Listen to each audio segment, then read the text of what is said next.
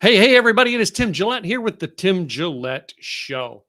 Hey, and I've got another great interview for you today. A young lady named Christina Boggs is going to come on here today. Now, I met Christina through a mutual friend, and really, this is where I like to do my one-on-ones. I'm going to get to know about her on air because I don't know her yet. So, and it's a great thing when you actually have a podcast that you can actually interview people and get to know them while doing an interview. And I'm sure, she's got a great story because the person who recommended her to me, all right, is someone I trust very well because that person's in my mastermind. So let's bring her up here and get to know Christina Boggs. Okay. Hi, Christina. That reminds me of the Muppet Pigs in Space. Yes. Hello. So, Christina, tell us, first of all, where are you calling in from in this time and stay? Where do you live? Well, I'm in Sacramento, California, and my practice is in Citrus Heights, California. Okay. Oh, so you mean you only practice there? You're not coming to Dallas to give me a massage, right? Well, my mom lives in Granbury, but Dallas is a little bit far from that. Yeah. But anyway, pay for my expenses and I'm in. That's an expensive massage. I'm just saying. It's worth it. Trust me.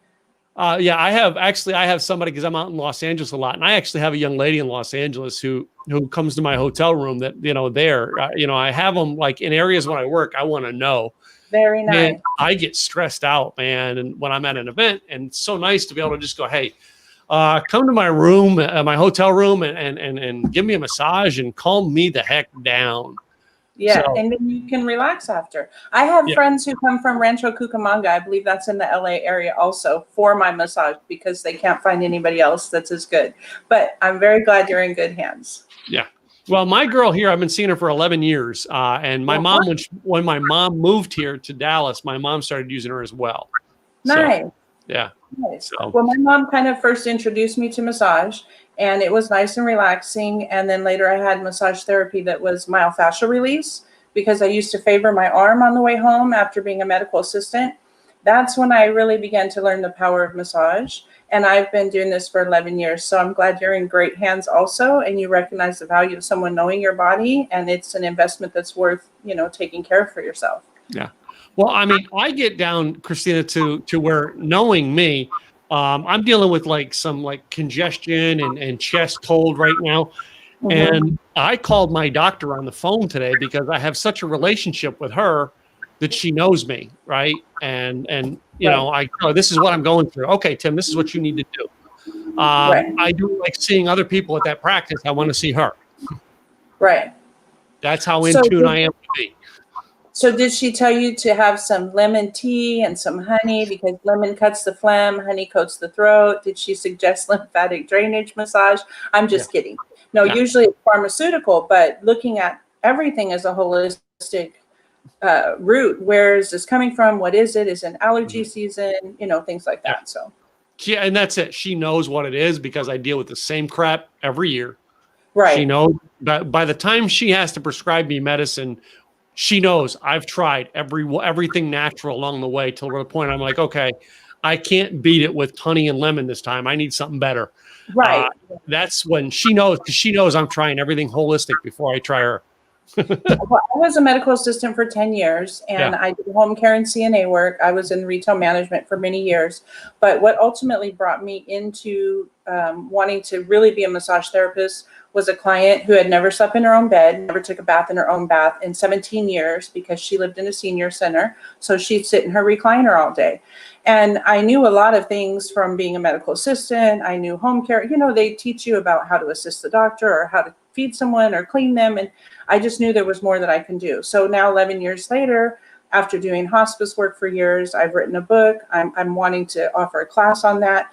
But there's so much going on during this COVID time that you feel like you're road runner ready to go, but you have to keep being held back. So one of the things that's important to me right now is that people realize massage therapy is essential. We are essential for mental health and wellness, for pain management. That lymphatic drainage massage could help with the sinuses. And it's not that I'm saying, okay, today you should have peppermint oil. It's just, I'm saying you layer these different techniques that help you overall to have a healthy body system. Cool. So I'm happy I do what I do. Cool. So, and you said you were in the medical field beforehand. All right. What got you in the medical field, and what got you into, hey, let me mess around with the human body? What started you down that path? Well, ironically, I was just a hard worker. I was working 4 jobs, training for a 5th job. And one of the jobs I was working at, my cousin said, oh, yeah, come on down here. We're hiring. And I found myself in an interview where they said, can you feed people? Can you change them and bathe them? And I said, I can do anything I put my mind to. I'm a hard worker.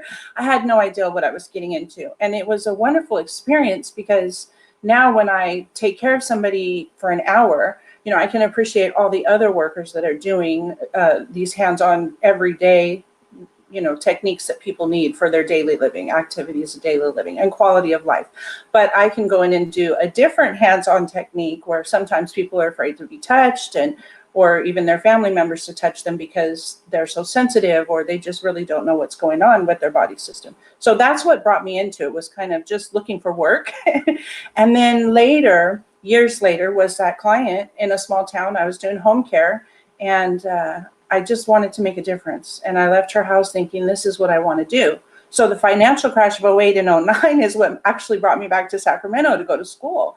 And I started thinking recently, my goodness, is COVID going to take me out? 60% of businesses are going out of business. I know massage therapists who are leaving, teachers, people I really respect. And I just can't say goodbye to that passion and that calling. So it's kind of nice when things turn around. And all of a sudden yesterday, we got the good news that we can open indoor with modifications instead of only by referral. So that's really good.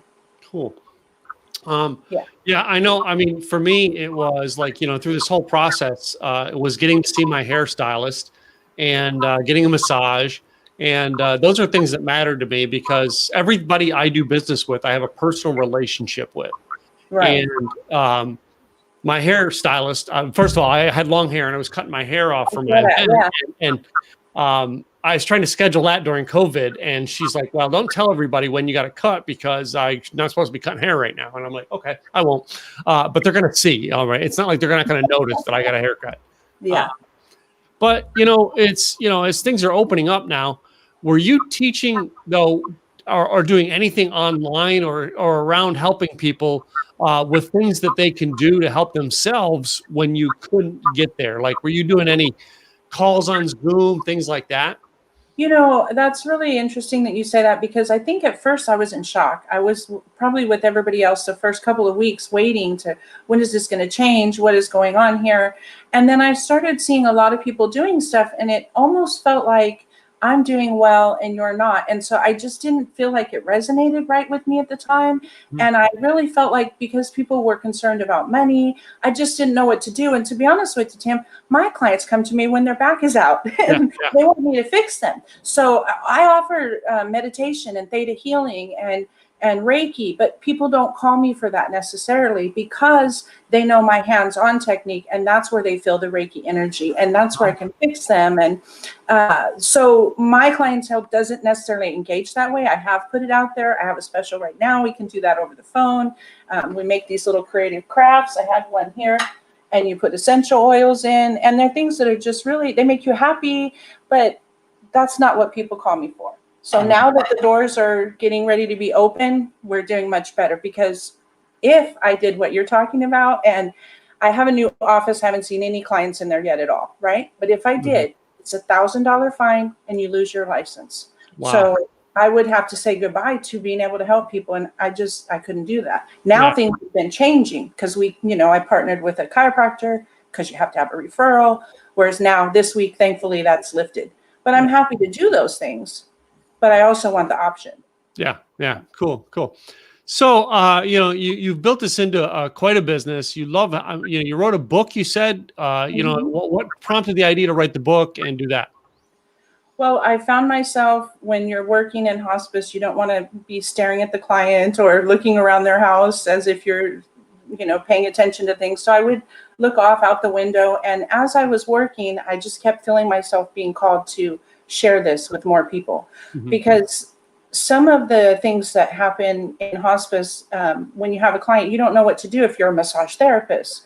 You don't know how to be really careful or do the hands-on technique. And when you're the family member or the friend who has love for them and you want to do this work, you don't know how to do the work. So I kind of wanted to bridge the gap. And so this book is more of a suggestion of research for a further path for enlightenment for a hands-on technique. So I want to teach a hand-on technique, but I also want people to do the research so that specifically what matters to them or their client or their family member, then they'll learn from that instead of me guiding it so structured, if that makes sense. Well, I mean, I think, in my field, having a book is, part of, getting on stages to speak. But my coach actually said, if you have a book, it's a great business card. Right. I can't say that I've ever had a massage therapist come up and say, well, here, let me give you my book. Right. And also I make pure products because I was seeing patients on hospice and I refuse to. I don't make products because I want to sell cute little sugar scrubs. I don't put neon colors in there and things like that. I do it because it helps my clientele. So yes, I've been told actually you can use it as a business card, but my mentor told me don't actually tell people about your book right now because I put it together and it's on Kindle for ebook, but it's not properly prepared in a brand new, in the proper author style with the about me and all those things because I'm a new book writer. So I made some mistakes, but it's called Surely We Can Do More. And it suggests some education that will help you know more about the body than way more than I learned as medical assistant or home care or CNA put together. Cool. Well, in your years of doing, the work you do, I'm sure you've made a mistake or two. When you say you made mistakes doing the book, we all make mistakes. That's, why my back does go out. I made mistakes. Right. No more bending down and leaning and stretching out. At least support your back when you lean forward. I can sometimes be working on a client and ask them automatically, were you leaning this way too much sitting in your chair? Or it just comes to you because you have so much experience over time. Cool. What is the, those people who maybe don't have someone they see for massage therapy or see for massage and for meditation stuff, what would you recommend they do to get started and look to find out the information to connect with the right person? I would say definitely look for, I have nothing wrong with fast service massage, which is what I call that when you're in a salon, because they just have to go back-to-back appointments. But the independent massage therapist can take a lot more time with you. She's not going to be putting you out of the office within 5 minutes. So I think you should look for a good independent massage therapist that you can partner with, that you can see at least once or twice a month or every couple months at first to see how your body feels after that, and then gauge from there what you should do. But I can tell you that it's been my surprise a lot of times, even on the Dr. Oz show not too long back, where the client never thought of massage therapy, and that is exactly what would have been best in the case. And that was where a lady had fallen and she injured her gluteal muscle, and even just, not that it's funny, but even just putting on pants was so uncomfortable for her.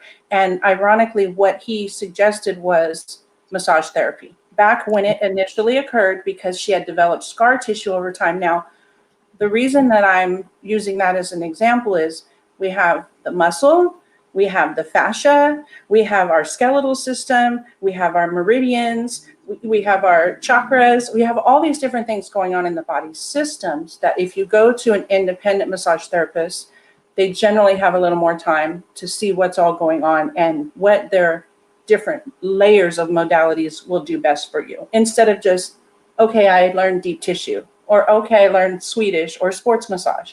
I've learned Eastern and Western massage therapy. So. And I mean, you sound like somebody who's when you say you learned, you sound like somebody who's still researching things and how to do things better. Are you one of those people who study how to make it better? Always. If there's something I don't know, I have a client who has a sciatic issue. I research sciatic. Now, I already know this from school, but I look at what is the dis-ease, what is the breakdown of the words, what massage will work best for that. And then also, of course, consulting with them, because not everybody's symptoms, are the same. So what you might read as a side effect may not be affecting them.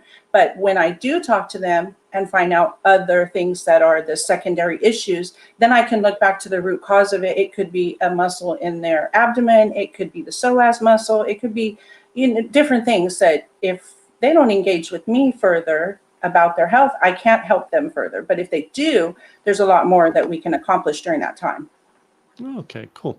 Yeah. Growing up, I had many people who kind of came into my life and gave me great little mentorship tips that I've carried with me in building my business. Do you have someone who's basically maybe spoke a word of wisdom to you, in your younger years that has carried you in your business? I have lots of people, but I will say that one of my business partners in my previous office, when she came to me to help me with the vehicle issue, she said, I'm going to help you because you need to be out there doing what you do. You need to get your hands on people. And it was basically, I need my starter replaced, but her husband did the work for me and traded for massage. And that's when I really began to feel the support of the community and the other teachers and such coming to see me, and knowing that I was making a difference. So, and also she helped me with theta healing to first see that I could remove some emotional blockages from trauma as an adolescent. And so that spurred me wanting to know, okay, how do I do theta healing? And, just things like that. So lots of mentors. So that was Shauna O'Meara. She's a friend of mine. Cool. It seems like we find them along the way, and they're the ones who carry us. And when we're gone, I hope we carry someone. Are you mentoring someone right now to carry on your message past you?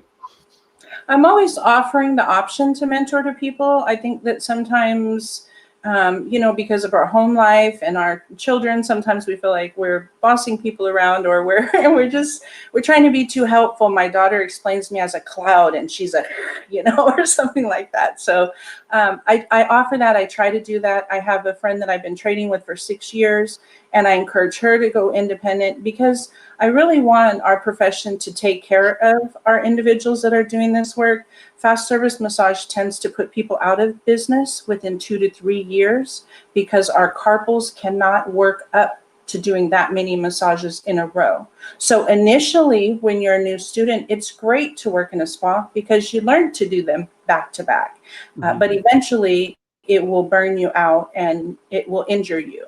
So in addition to that, you make 15 to 25% of the income that's charged. So I offer mentorship or, just well wishes and trying to point people in the right direction, encouraging them in whatever their personal choices are, basically. Cool. And I had a thought on that. So you mentioned you had a daughter. So you have a family. Tell us about your family. Oh, I have 2 girls. My oldest daughter is 27, and she has I have a new grandbaby. She's 6 months, so she's just starting to turn around and try to crawl, and so it's wonderful to see that. My youngest daughter will be 19 in January. Great girls. They're actually both entrepreneurs now, so that makes me feel really proud. They are interested in different avenues than I'm interested, but I think it's wonderful to feel like they can work for somebody, but they can also support their own dream as well. So yeah, and I have a wonderful mother who's the one who typed up my book for me, which is great. It's interesting. I don't know your age, but you look at you, like, wait a minute, you're a grandparent. Yeah. And inside you want to go, oh yes, thank you. I'm glad you think I still look young. No, I tell people all the time I'm an old lady, but I just kind of am joking, so they'll leave me alone so they don't expect too much from me, and then I can surprise them. My daughter's shocked all the time, so that's kind of good. I always tell my daughter, I have a daughter and 2 stepsons, and I always tell my daughter, I'm just an old man now. What do you know? I'm an old man, a dirty old man. Just get used to it. We went roller skating, and her friend said, "Oh my God, how does she do that?" And I was going so fast, and crisscrossing my legs. I wish we could get roller skating, go out roller skating right now. But anyway, it was funny because some ladies were trying to recruit me for roller derby. So that really kind of made her, take a look at that. So it was fun. Well, but our day and age, roller skating was huge. These kids got roller blades and all these other things. They don't realize we had roller skating and bowling. That was our two outings back then. Yeah. And swimming. I love swimming. Yeah. That's the one thing. To get away to the lake right now is like my favorite thing. Oh, so I mean, what lake do you guys go to up there by you? Well, I go out to Lake Comanche because I used to live out in Ione, and that's where I had a house right by Lake Comanche when the crash of '08 happened. So it's beautiful to me. It's kind of rolling hills. It's not as packed because I go on the weekdays when I can, and it's just so pretty to me. The pictures look blue, and the water looks blue in all the pictures, but it's not blue. It's actually brown. But I love it. So.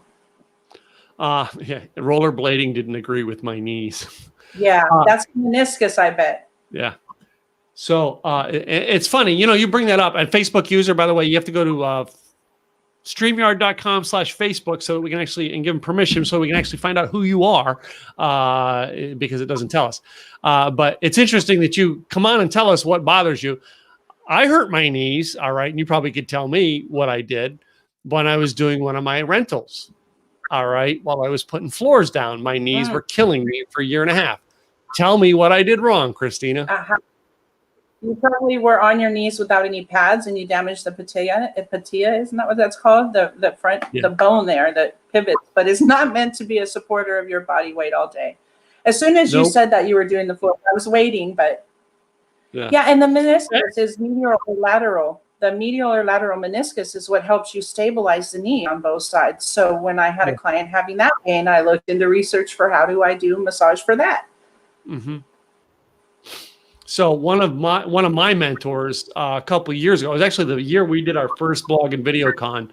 A month earlier was my mentor's conference. And he kicked like a beach ball off his stage and tore his meniscus the first 5 minutes of his 3-day seminar, and was on stage in pain for 3 days. And by the time he came to my conference, his knee was all wrapped up before he was going to get operation onto it.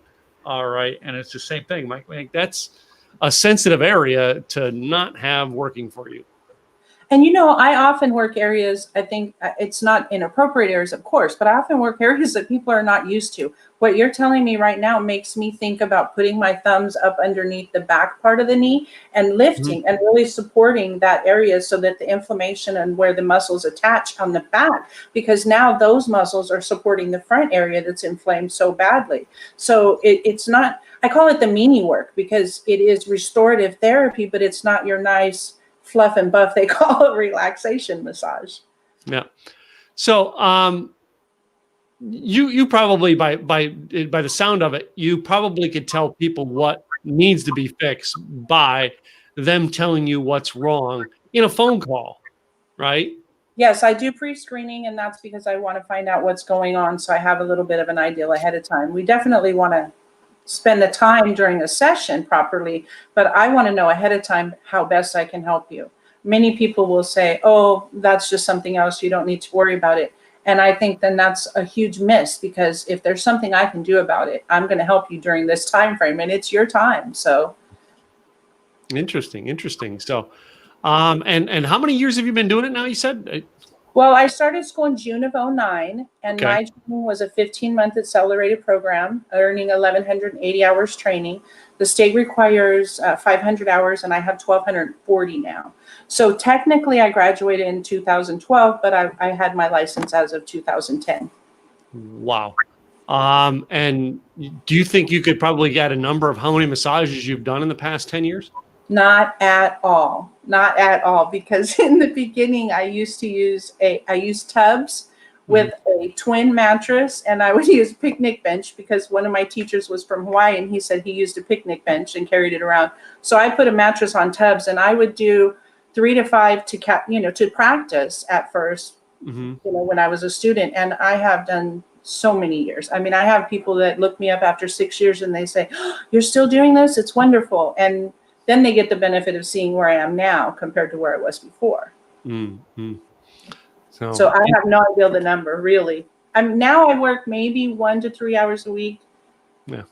Because it's, been so slow, but 1 to 3 a day would be the most I do now. So yeah, one Facebook user said too many, possibly. I'm sure. You know, at Mellow Meow, I used to work for them, and I left because of some of the, I would say, the subpar products. And that's another reason when I worked for another one that was MH in the area, instead of giving out words, I wouldn't tolerate subpar products for my clients, you know, so that's why I changed. But there, if you wrote 10 letters of thank you to every guest that you saw or whatever, you'd get a free t-shirt. So I gave one to my mom. I gave one to I took care of the receptionist because they had one. And then I started saying, wait a minute, why am I giving out all their shirts when I could be wearing my own? And that's when my life changed. That's right. Well, you know, I actually had a young lady who was a massage therapist that I dealt with here in Dallas for a while, but she really wasn't into the holistic side of things. It was a manual task for her, shall we say. And she had it down, but she was very wise. She had it down to a system. She came over here from like Czechoslovakia at 18 years of age. She waited tables to put herself through massage school. Then got her massage table. All right. And she was doing 100 massages a month at $100 a pop. And basically that covered her expenses, and she was putting herself through law school with the money. Yeah. And wonderful. Like, well, some people, right. And some people come in because of a calling. Some people come in because they're looking to, like when I was a medical assistant, there were a lot of people in allied health during that time. And for massage therapy, a few years back, there were a lot of people coming into that. Sometimes people look at us differently because massage therapy used to be considered an entertainment industry. And when it changed to science and holistic, which has not been very long, then we started getting looked at differently. But traditionally and historically in many countries, and even back to biblical times, there's been anointing and body work and hands-on touch. Well, and it's interesting because my father died on a massage table. Yeah. Can you imagine that massage therapist's job that day? Well, it wasn't her fault. He had heart condition and he thought it was a back pain and he went in to get massage and now, that must have felt really uncomfortable for her to struggle if she would have known something or what. And that's why it's hard in the beginning when I was doing hospice work. I'd come home and I'd open the sliding glass door and I'd get this huge, like, excited feeling. And I would come down from that because you're elated to help. At the same time, it's so humbling what you're seeing and doing. And since you brought that up, I have to tell you, the reason I started doing hospice was because there was a very nice man at my church. I was volunteering in the food bank. And he said, you know, you should go talk to my wife. She works for hospice and she's a nurse and they're looking for a massage therapist. And I'd be there volunteering again. And he said, you know, you should go talk to my wife. And her name is Nico Hess. And eventually I talked to her. She hired me. She said, I knew the right person would come along. And I said, well, how do you know it's me? She said, I just know. Long story short, sorry. I got to take care of him before he passed away. And I choked up. He had cancer and he ultimately, I was able to massage him this one particular evening where he sat up for 45 minutes. He actually talked to the family. He was able to eat, but he had not been doing that. And so that night when I left, I felt just so honored, but he I believe passed away the next day. And so you have this gut-wrenching feeling, but you have this also deep sense of you were there at the right time. So that's it. And I know in my industry, and whatever industry you are in, you want to be there at the right time for the right people. All right. And that's great. Thank you. I before N. All right. I take it that's someone who knows you. That's my daughter. That's my oldest, the one with my new grandbaby. I see that now. Yeah. Maybe next I'm going to bring her on for an interview. We'll see. Anyway. So, you have a very interesting story about how you got into helping people like this. What would you say, I mean, other than the one you just told us, would you say that maybe you can list a memorable person that you helped that sticks in the memory other than that person? Yeah. Well, I named my book after two clients. One was the one that started it, and the other was one that passed away right before. And her picture of she actually touched me very much, and she would hold my hand and she would pat my face. And so she's the one that's on the cover. Her family gave me permission. And so I've kind of given them a tribute by titling my book, Hiding Their Name in There. And she made a difference there. And I would just listen to Patsy Cline with her as she'd fall asleep. And it just was moments that, I looked at her hands like many other people, and I really just felt like we take for granted what our moms or grandmothers or even our own hands do all our lives.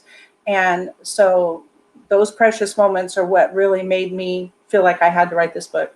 I have to show more people. I can't be everywhere. You're with yourself every day. You're with your family member. My stepdad had, he was on hospice and he was on dialysis for 12 years.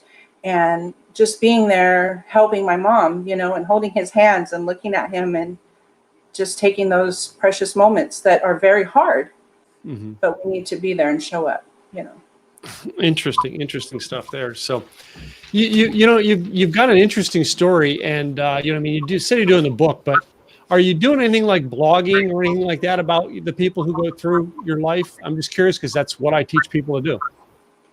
No, I don't really do any blogging. I feel like a lot of the people that I try to communicate that are my friends and family and that already know what I do, I get the information out there and they don't engage so much with like my content. So I always feel like I don't really know what to say. If I were to be doing something, I think I would probably be doing, some meditation and listening to maybe some sound therapy and speaking words over and just really helping people that way. I think more phone appointments are available than people are booking. Yeah. And actually, I know a lot of people in the, our podcast space as well, who are doing like meditations by podcast. And it's a huge thing. It's needed. It's really needed, especially for us introverts. Yeah, and it's just the only thing that I can really think of right now with that. And with the podcast, this is a great way for me to get information out. I heard from Luana and another radio station that I did an interview for that they were some of the top listened to podcasts, and the ratings were great and the sharing. And so I'd be happy to share any information. I just really don't want to feel like I'm putting stuff out there. I generally answer a call when people show that interest, and then I do the further research. Then I bring it to the table, because when I just have all these ideals and throw them out there, they don't always stick. Yeah. So, it's good that you're getting out there. I'm glad you write the book. I'm glad I'm glad you came on our show to be able to share some information here today and share your story. What is the website that they can get through to you and find out more about you? Well, that is www.tranquilitymassagebychristina.com. Okay. And I think I misspelled it there, didn't I? I misspelled it. Tranquility massage. Nope. Yes, you did. You don't have the Tina. It's Christina. Yeah, I know. I just looked at that one. Oh my God, I mistyped that. Oh, anyway. I can fix it on this other one, but I only can fix it on one at a time. If I have really fine speech. Okay. Anyway. We can just tell the listeners that it's Christina, CHRISTINA.com. Yeah. See, I got one. You can find her on Facebook also, Tranquility Massage by Christina Boggs. Cool. So, well, Christina, it's been great having you on the show and sharing your information with us today. And did I fix it? There. All right. Just to show you, I can fix things on the fly. Yay. It's been great having you on the show and sharing your information with everybody here today. What I want to do as I close up today is I play a game with my guests, and that is called This or That. Are you willing to play my game? I think so. So I've got about 8 or 9 questions that are one choice to the other, and you just pick which is yours. Maybe there'll be a discussion. Maybe there won't. I don't know. I pick which question is mine? No, you get to pick which answer. I give you the question. You give me the answer. And it's called This or That. I learned it from some guy named Sammy Hagar. He was doing it on his TV show. I thought I'm cooler than Sammy Hagar. That. Yeah. My neck will hurt. Yeah. So let me do this. Start out with, I'd like asking everyone this one to find out who my, shall we say my geeks are. And that is, I ask Star Wars or Star Trek? Oh, man. Probably Trek. Trek? A Trekkie. Okay. So, well, if you're going to be a Trekkie, though, there's a dividing point in Trekkies. Well, see, I probably don't know enough. Huh? I probably don't know enough, but go ahead. Kirk or Picard? Oh, probably Kirk. Yeah. I like Picard, but anyway, that's the person. I don't know who that. He's the Next Generation. He was the ship commander in the Next Generation, whereas Kirk was the original. So Right, with the hair and the beard. Yeah. My next one here goes to, if you had to choose a leading man, would it be George Clooney or Brad Pitt? Definitely Clooney. Clooney. Okay, she's a Clooney guy. Okay, yeah, now we know. Something about that silvery hair that I'm getting too. Yeah. I know. Now that the old dyed hair is gone, yeah, the gray is showing through. Yeah. Anyway. Hey, that's when I got mine cut too. Speaking of which, in COVID, in like sometime in May, all of a sudden they were open, and I said, they went and got one. Well, mine, I look like Tom Petty. That's why everybody said the not Tom Petty thing was. I look like Tom Petty. I had such same hair, but anyway, I put it all. Not exactly, but yeah. Yeah. So my next one goes into, what would you rather be wearing? Would you rather dress up or wear yoga pants? Whoo, yoga pants any day. Yeah. The comfort, I tell people, now that most of my thing is from here up, you have no idea what's down here. So it could be just anyway. Yeah. Well, our field, we're taught to feel good. And there's a thing our teachers taught us about that. Would you rather show up looking like this person and they're all prompt and perfect, and the other person's in sweats, and they both were mortified if they had to look like each other, and they laughed. But the reality is you should do what's right for you. Well, I personally like my massage therapist to show. Never mind. How about mountains or beach? Which would you take for a vacation? Mountains. Absolutely. Yeah. Mm-hmm. The beach is beautiful, but it tires me. The mountains restores me. Yeah. So, how about if we go into getting a bite to eat, would you rather go out for a taco or a hamburger? A burger, probably. But I love chicken tacos with my essential oil, sea salt. Yeah. I'm hamburger. Okay. To me, Wimpy was like my guy. And as a kid, I would gladly pay you on Tuesday for a hamburger today. Well, I would rather make a good hamburger at home, but I'm so particular with the tacos that it's sad because I can't have the onion, I can't have the lettuce, I can't have the cilantro or the salsa. So it's kind of like tacos out isn't always the best idea. So learning me with the go ahead. Huh? Learning your body's particulars. Yeah. Me with the hamburgers, I remember I was in the hospital for pneumonia when I was in like 6th grade, I think, or 5th grade or 6th grade. And every day of the week, I remember choosing for the menu to eat. I wanted a hamburger. And the last day, my mom's like, you've got to choose something else other than a hamburger to eat. So I chose something else. And when it came, I couldn't stand to eat it. And I threw it out. My mom went to the cafeteria and got me a hamburger. Did you like the Hamburglar commercials? Is that why? No, I'm just kidding. No. Believe it or not, I love McDonald's hamburgers. And that is because when I was homeless, I eat off the dollar menu. That's how I survived. Yeah, I understand that. So, but yeah, anyway. How about the masses? Yeah, glass of wine or a can or a bottle of beer. Which would you rather have? If I had to, the wine. Okay, all right. Otherwise, I'd just go visit Snoop Dogg. Oh, okay, yeah. I didn't have that as an option on here, yo. Anyway, pineapple on pizza. Does it belong? Yes or no? Absolutely, but no ham. No ham. All right, so you don't do the Hawaiian with the two. I don't eat pork, and I don't like the meat that tastes like pork. So, but I definitely like pineapple and mushroom. Yeah. With the white sauce. Oh, with a white sauce. Interesting. Oh man, but not with tomato. I mean, pineapple. Okay, my next one here is probably my most controversial question that I ask for everybody, and it can start wars, and that is the toilet paper. Does it go over on the roll or under? It definitely goes over because when it goes over, you can fold it and it's cute. So you know that when you go to like a luxury place. If it's on the backside, it's along the wall. Hello, you don't want to be reaching back there trying to find it with dirty hands. But you didn't ask me. So, Christina, I had a girl on months ago on the podcast from New Hampshire, and she's single. She's a friend of mine, and her name's Cammie. And I asked her that question, and she said, "Listen, I'm single. And if I date a guy and I go to his house and I change that toilet paper from under to over 3 times, I break up with him. This relationship's going nowhere. So anyway. Well, according to my mom's humor, that's how you get someone to stop biting their nails. When they're chewing their nails, you say, "Has your finger ever gone through the toilet paper?"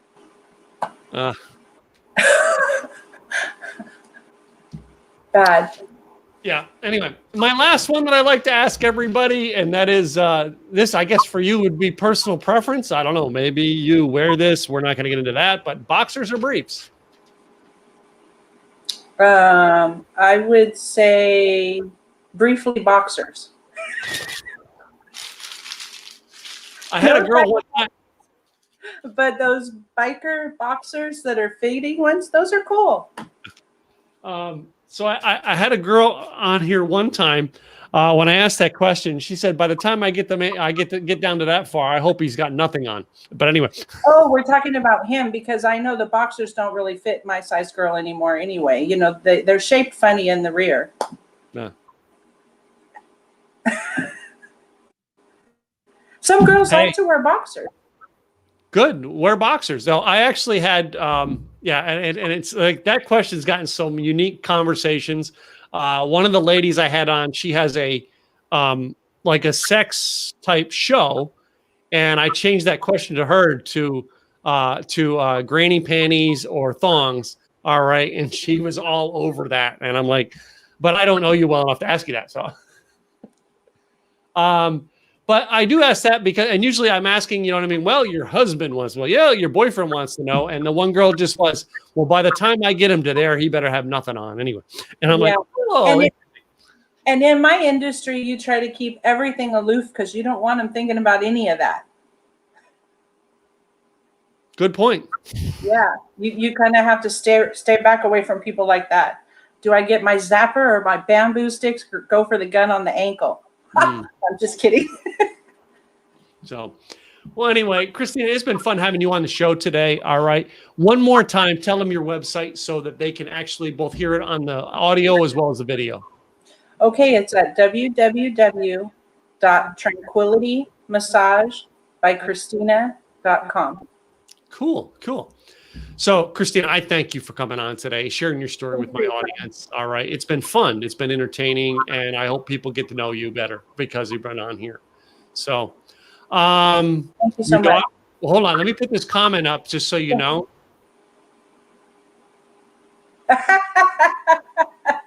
For those of you on the audio, her daughter rocks the boxers. Anyway.